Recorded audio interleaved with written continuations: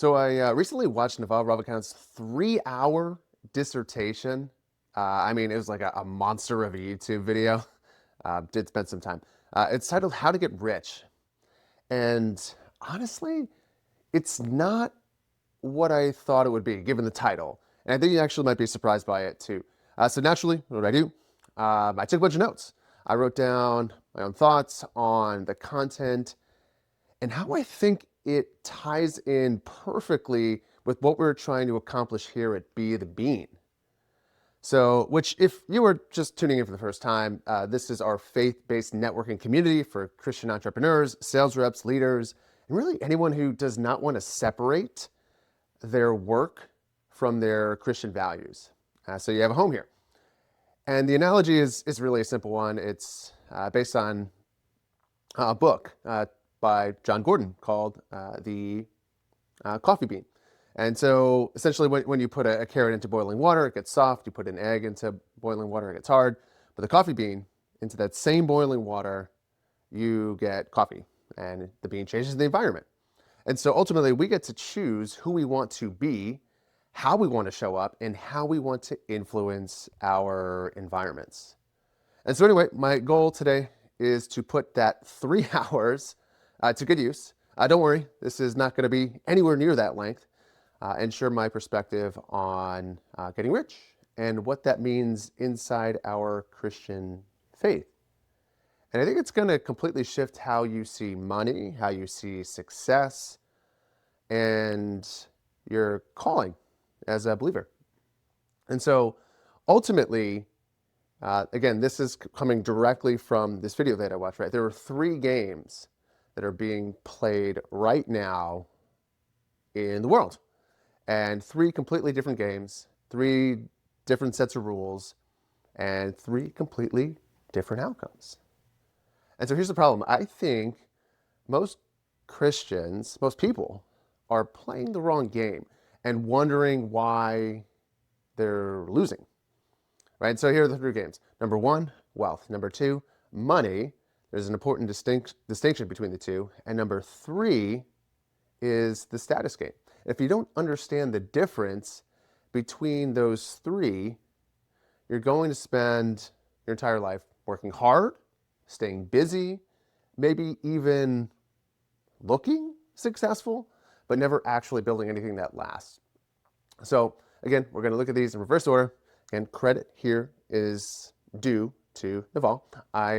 I'll actually link the original video somewhere here if you're interested. So if we start with number 3, I've got my notes down here as well because there's a lot to remember. So if I'm looking down here for a moment, it's because I need to remind myself of something, keep myself on track, right? So number 3, right, is the status game, working in reverse order. Status is your ranking in social hierarchy, right? It's about where you stand compared to everyone else. And it's really the oldest game in the world. And this, interestingly enough, it's a zero-sum game. So what does that actually mean, though? Well, for you to win, somebody else has to lose, right? And for you to move up, someone has to move down. And there's just no way around it. That's what zero-sum means. So I'll give you a few examples of this, right? Number 1, politics. Number 2, sports. Social media, right? That's a big one. Climbing the corporate ladder. That is a status game. And unfortunately, some of what happens in the church too is a status game, believe it or not. And so for me, just kind of taking this into my own context, my own life, a lot of the game that I had been playing, right, was all about titles. Right? It was climbing that ladder, getting the leadership position. It was less about the work or the impact that I was doing. It was being seen as significant, right? And it was being, rather than being, at this level, it was being seen as that. And it was about being able to say I was a leader, a manager, somebody important.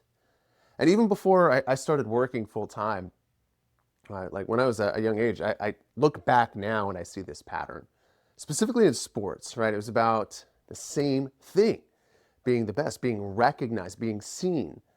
Every achievement was just another way for me to prove that or to prove, essentially, that I was better than someone else. And don't get me wrong, I am not against competition. I love playing sports, I still do. But it's interesting now just reflecting and seeing some of that internal drive and how much I actually cared about what other people thought. Because I believe, right, like if I achieved X, got to the next level, did Y, got more recognized, more achievement, more significance, more love, maybe. And what I didn't realize at the time was I was just constantly comparing myself to others, constantly measuring my worth based on where I ranked. And so now I was looking at this here, right, at Luke chapter 18, right? Jesus tells a story about two men. One, they go to the temple to pray together, right? One is a Pharisee, one's a tax collector. You may have heard this one. So the Pharisee stands up and prays about himself. God, I thank you that I am not like the other people, right? The robbers, the evildoers, the adulterers, or even like this tax collector. And I fast twice a week.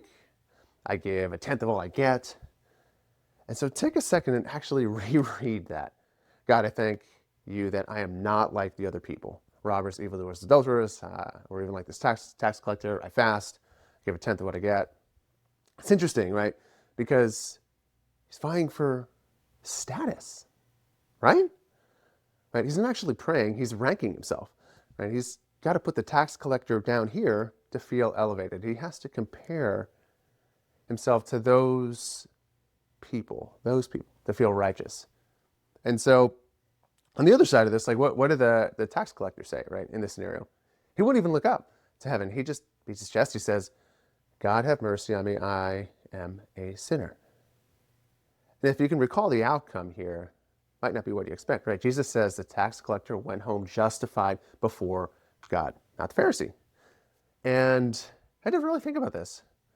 Why, right? Why? Because maybe the tax collector opened up his heart fully to God. Have mercy on me, I'm a sinner. No comparison. No, I have sinned, but my sins aren't as bad as this guy's sins. There was no attempt at status there. There was just a sincere ask for mercy. And so how does that actually translate to today in the context of this talk? Right? So it's my perspective. Maybe I'm wrong. And I'm not saying I'm impervious to this, because I have certainly played that status game too in my life, as we already established. But I think people tend to be more concerned with looking righteous than actually being righteous. They're more concerned with their reputation than their character, right? Or maybe they're more concerned with being seen as successful than actually serving. And so what we tend to do is we virtue signal, right? We judge, we cancel, we compete for influence, for followers, for recognition, especially with social media. And we put other people down so we can feel better about ourselves. And we call it standing for truth. But really, we're just playing the status game. And what I've come to learn is that status games, anyway, can make you angry, combative, bitter, because we're constantly fighting to elevate ourselves, and the people tearing other people down, right, in order to elevate ourselves. And so, if we look at this, we go back thousands of years, right? Status actually used to matter a bit more because we couldn't store our wealth, right? And so we carried everything on our backs, and being high status, like in a tribe, was actually useful. It's how we survived. Again, not my original thought. That's from Naval. Thanks again. But we don't live in that world anymore, right? We live in a wealth-based society, right? Not status-based. Yet we're still playing the same status games. So, in my opinion, we probably should have left those status games behind thousands of years ago, 2,000 years ago, when Jesus said, right, the last will be first and the first will be last. When he said, whoever wants to be great must be a servant. But we didn't. Right? We just Christianized the status game.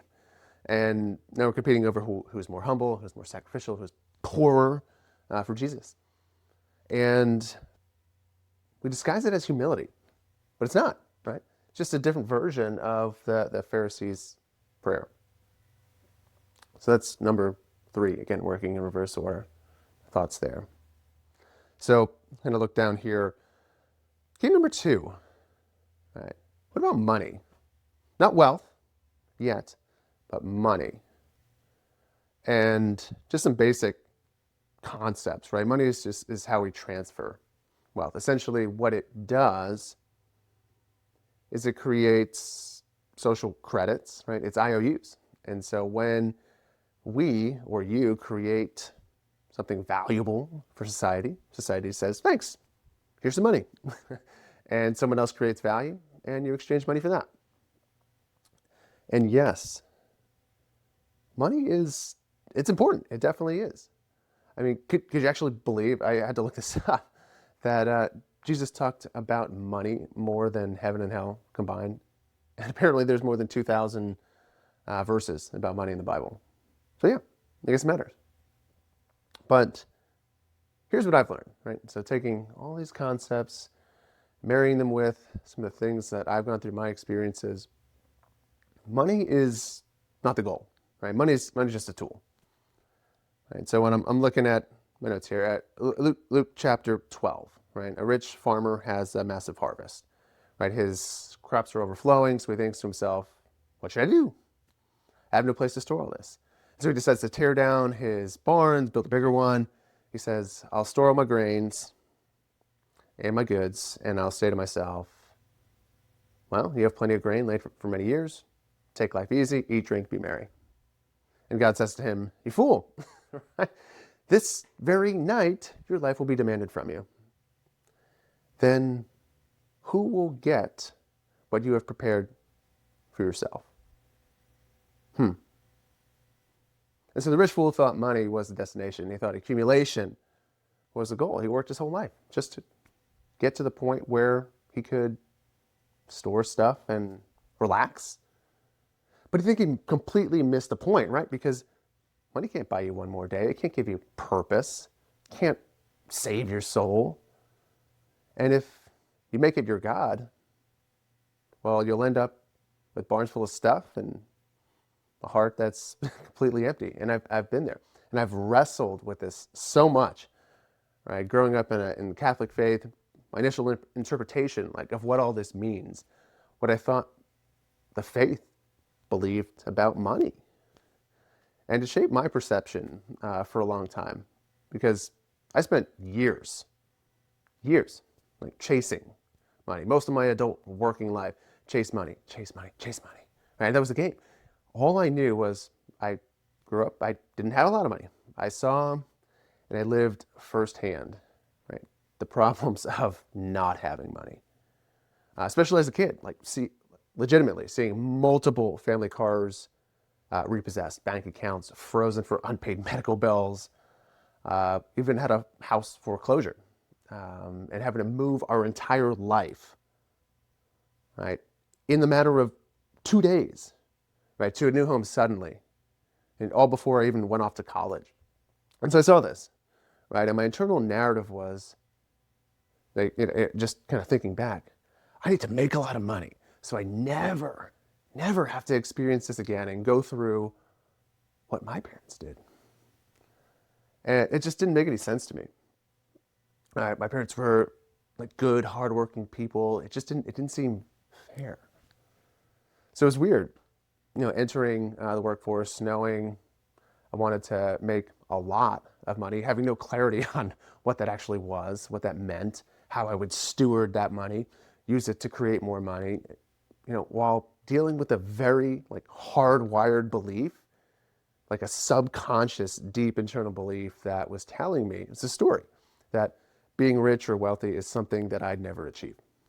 It's not for me, it's for those other people. And so I chased, right? Like a lot of people do. Money, get the promotion, get the raise, get the bonus, right? Accumulate. And I thought that if I could just get enough money, all my problems would be solved. And what's crazy?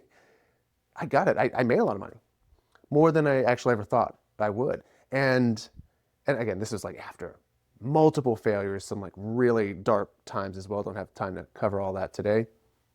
But I learned making more money only solved our money problems. That's it. Yes, it felt great not to be living paycheck to paycheck. It felt great not worrying if our card would be declined at the grocery store or the gas pump.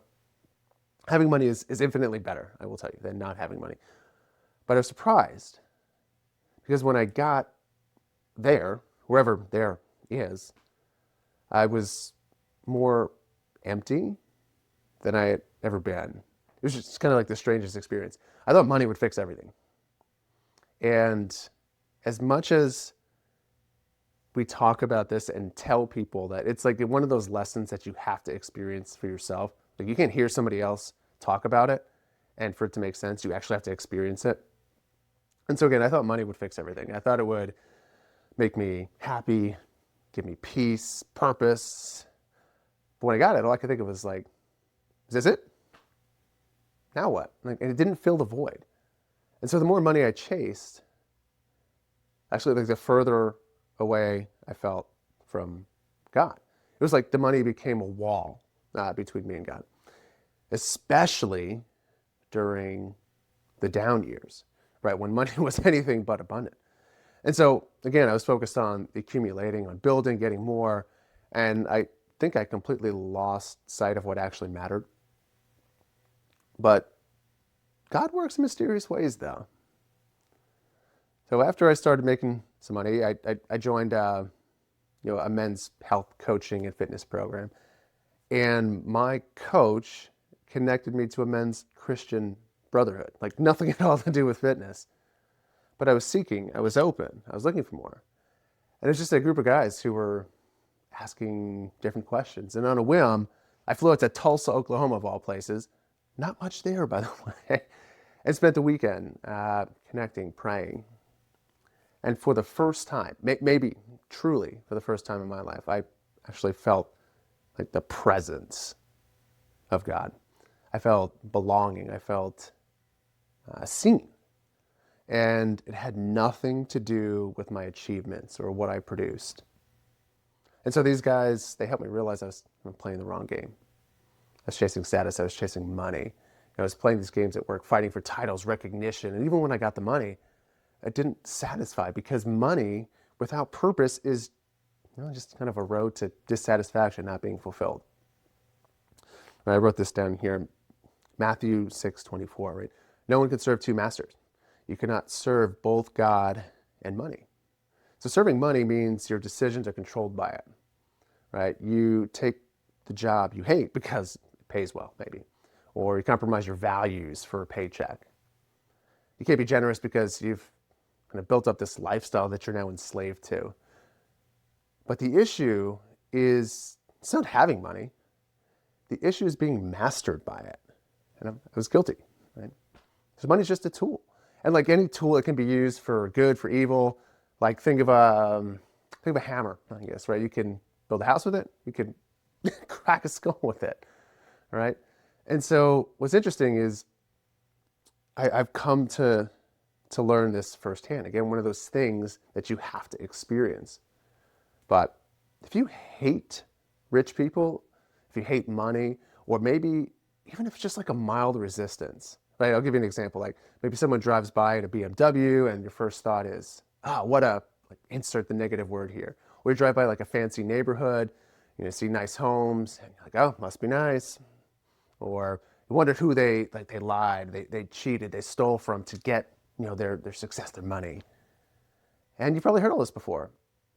But if that is what comes up in your mind, you'll never have money, or any substantial amount of it that will fuel your mission and actually create real freedom. So a good place to start is with our faith, and perhaps changing our perspective on money from like, what does the Bible say? Like a biblical sense. Because we see Jesus saying things like, it's easier for a camel to go through the eye of a needle than for a rich person to enter the kingdom of heaven, or kingdom of God, right? And we conclude or think that like money itself is the problem. So people like take a vow of poverty, right? Or they reject wealth. And oftentimes we'll like virtue signal by saying things like, well, I don't need money. Money's evil. We shouldn't even talk about money. Maybe you've had that similar experience growing up. But I think we tend to confuse poverty with humility, like lack with righteousness.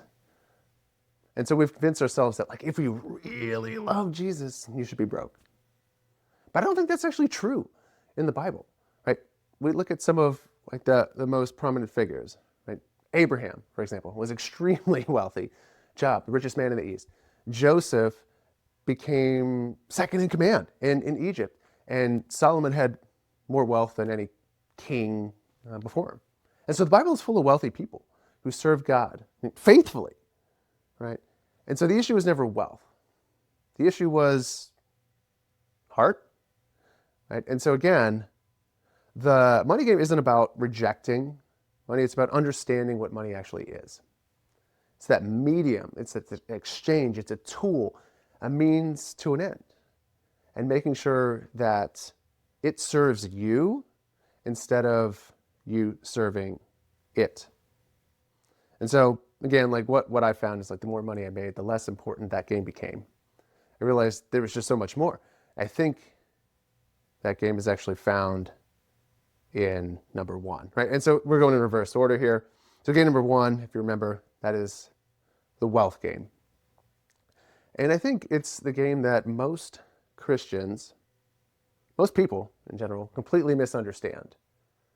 And so we need to clear something up, right? Money and wealth, not the same thing. Money is how we transfer wealth. Wealth is the assets that produce value regardless of your time, whether you clock in, your hours. Money is what you trade your time for. But wealth is what works for you while you're doing something else. And so there's a big difference there, right? Pretty simple.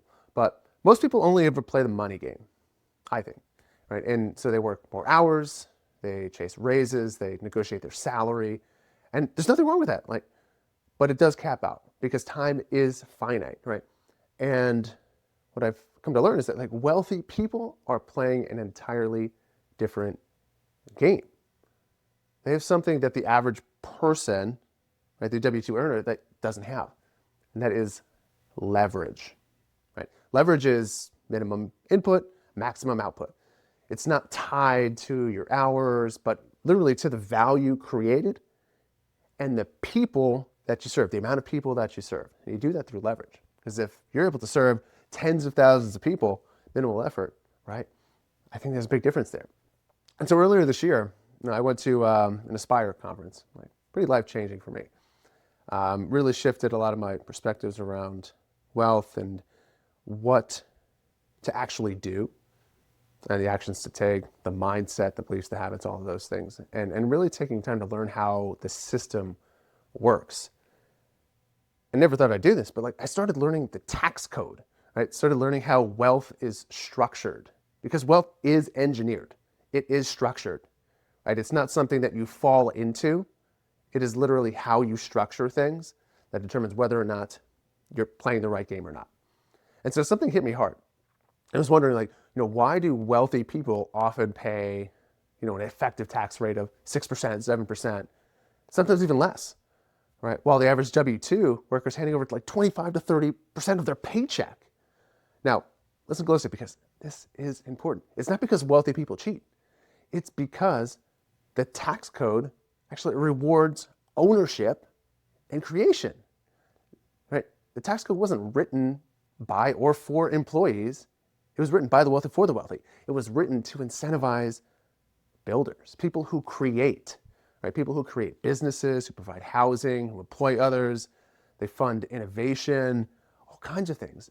And so wealthy people are owners, right? They're creators. And they use every legal advantage available because the system, again, was designed to reward that exact behavior. And so they're not just making money, they're building assets, right? They're playing an entirely different game. They're creators, not consumers. And so, again, when you think about this in practical terms, like wealth is, maybe it's the AI system that you've built. right? Running things while you sleep. Maybe it's like rental property that's generating income. It's the businesses that can operate with or without your constant presence. And it's definitely those investments that are like compounding quietly over time. So again, money is like what you're earning while you show up. Wealth is what is earned whether or not you're there. And so like one of the most important lessons that I took from all of this, right, the conference, my own experiences, from this 3-hour talk I listened to the other day from Naval. Wealth is a positive sum game, right? It's not zero sum like status, because everyone can actually win. Everyone can win when we're playing the wealth game. So look at, again, Matthew 14. Right? Jesus has heard that John the Baptist has been killed. So he withdraws to grieve. Right? And he's got all these crowds that are following him, thousands of them. And so Jesus has compassion, right? He heals, he teaches, and as like the evening is coming, all of the disciples, they're in a panic. Like, there's a remote place. We need to send them away so they can go get food. But Jesus responds like, don't send them away. Give them something to eat. And the disciples are thinking like, they're in a moment of scarcity, right? We only have 5 loaves of bread, 2 fish. If we give this away, we're not going to have anything. But Jesus takes that, right? What he has, he gives thanks, he breaks it, he distributes it, and everyone eats, right? 5,000 men, women, children, and there were still 12 baskets left over. Like, this is an incredible passage, right? The disciples saw scarcity, Jesus saw abundance. One mindset led to hoarding, right? Just holding on, and the other to multiplication. And that's exactly what wealth creation is, right? It's not taking from someone else. It's creating something that didn't exist before. It's solving problems, right? Serving people and making the pie bigger for everyone. It's funny, like just because like I own a house doesn't mean that you can't, or vice versa. In fact, like the more houses we build, the easier it becomes for everyone to have one. And so a couple hundred years ago, like we didn't have any cars, electricity, no antibiotics, smartphones, none of that existed. That wealth didn't exist. And then we created it, right? As humanity. Like we stole it from somebody else. We as a humanity, like we built it, we innovated, right? And now, like most people's lives are better because of it. And so ultimately that's the wealth game, right? And I believe that that's the game that God wants us to play. Why, right? Well, it's literally in the first sentence, the first passage of the Bible, Genesis 1:1, right? It says God created. And because we are made in his image, that means we have the divine capacity to build, to multiply, to create value where none existed before.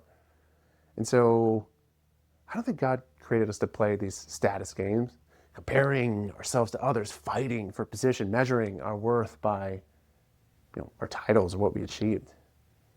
And he certainly didn't create us to serve money, enslaved to like paychecks, golden handcuffs in some cases.